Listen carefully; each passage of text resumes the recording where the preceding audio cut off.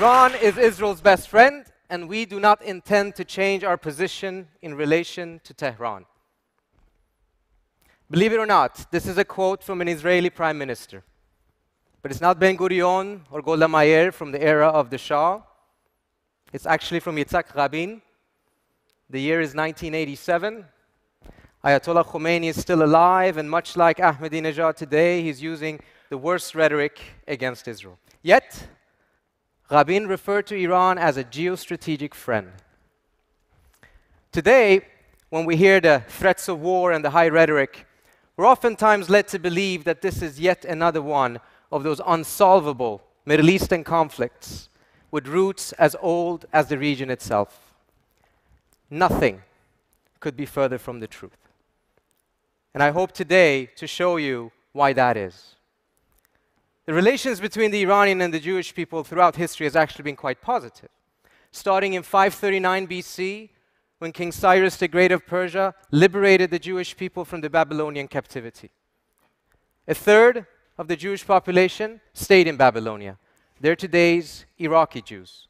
A third migrated to Persia. They're today's Iranian Jews. Still, 25,000 of them living in Iran, making them the largest Jewish community in the Middle East outside of Israel itself.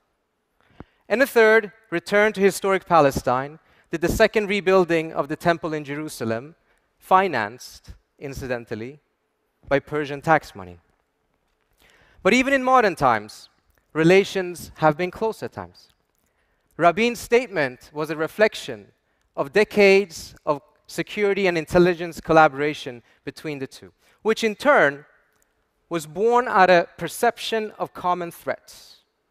Both states feared the Soviet Union and strong Arab states such as Egypt and Iraq.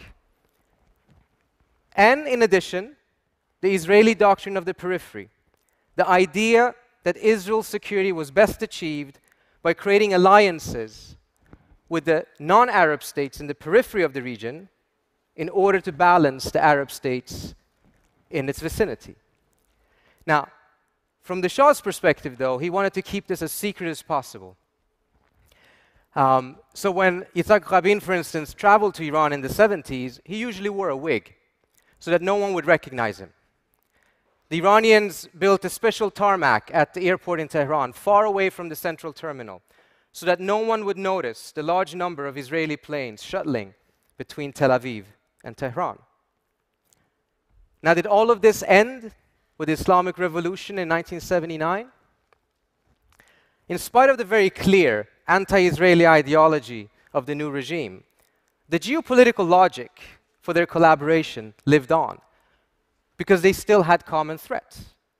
And when Iraq invaded Iran in 1980, Israel feared an Iraqi victory and actively helped Iran by selling it arms and providing it with spare parts for Iran's American weaponry at a moment when Iran was very vulnerable because of an American arms embargo that Israel was more than happy to violate. In fact, back in the 1980s, it was Israel that lobbied Washington not to talk to Iran, to sell arms to Iran, and not pay attention to Iran's anti-Israeli ideology. And this, of course, climaxed in the Iran-Contra scandal of the 1980s. But with the end of the Cold War came also the end of the Israeli-Iranian Cold Peace. Suddenly, the two common threats that had pushed them closer together throughout decades more or less evaporated. The Soviet Union collapsed, Iraq was defeated, and a new environment was created in the region in which both of them felt more secure, but they were also now left unchecked. Without Iraq balancing Iran, Iran could now become a threat, some in Israel argued. In fact, the current dynamic that you see between Iran and Israel has its roots more so in the geopolitical reconfiguration of the region after the Cold War than in the events of 1979. Because at this point, Iran and Israel emerge as two of the most powerful states in the region, and rather than viewing each other as potential security partners, they increasingly came to view each other as rivals and competitors. So Israel, who in the 1980s lobbied for and improved US-Iran relations, now feared a US-Iran rapprochement, thinking that it would come at Israel's security interests' expense, and instead sought to put Iran in increased isolation.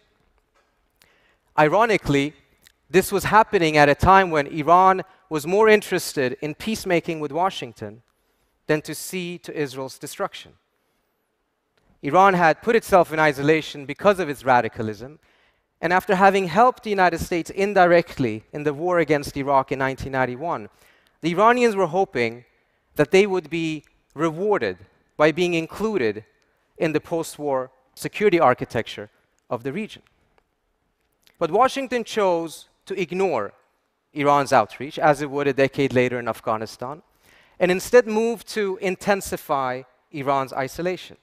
And it is at this point, around 1993-94, that Iran begins to translate its anti-Israeli ideology into operational policy.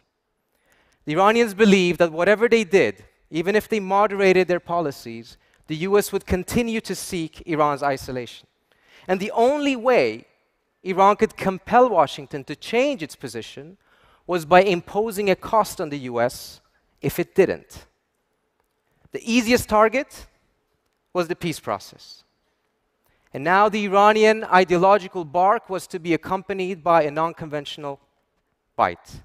And Iran began supporting extensively Palestinian Islamist groups that it previously had shunned. In some ways, this sounds paradoxical. But according to Martin Indyk of the Clinton administration, the Iranians had not gotten it entirely wrong. Because the more peace there would be between Israel and Palestine, the US believed the more Iran would get isolated. The more Iran got isolated, the more peace there would be. So according to Indyk, and these are his words, the Iranians had an interest to do us in on the peace process in order to defeat our policy of containment. To defeat our policy of containment, not about ideology. But throughout even the worst times of their entanglement, all sides have reached out to each other. Netanyahu, when he got elected in 1996, reached out to the Iranians to see if there was any ways that the doctrine of the periphery could be resurrected. Tehran was not interested.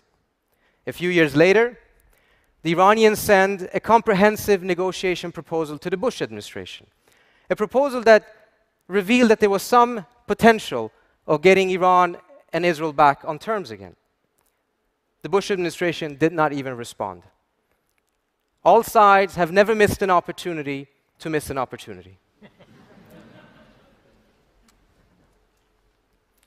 But this is not an ancient conflict. This is not even an ideological conflict. The ebbs and flows of hostility have not shifted with ideological zeal, but rather with changes in the geopolitical landscape.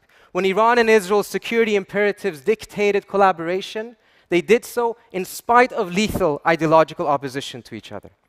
When Iran's ideological impulses collided with a strategic interest, the strategic interest always prevailed. This is good news, because it means that neither war nor enmity is a foregone conclusion. But some want war. Some believe or say that it's 1938, Iran is Germany, and Ahmadinejad is Hitler. If we accept this to be true, that indeed it is 1938, Iran is Germany, Ahmadinejad is Hitler, then the question we have to ask ourselves is, who wishes to play the role of Neville Chamberlain? Who will risk peace? This is an analogy that is deliberately aimed at eliminating diplomacy. And when you eliminate diplomacy, you make war inevitable. In an ideological conflict, there can be no truce, no draw, no compromise, only victory or defeat. But rather than making war inevitable, by viewing this as ideological, we would be wise to seek ways to make peace possible. Iran and Israel's conflict is a new phenomenon, only a few decades old in a history of 2,500 years. And precisely because its roots are geopolitical, it means that solutions can be found. Compromises can be struck, however difficult it yet may be.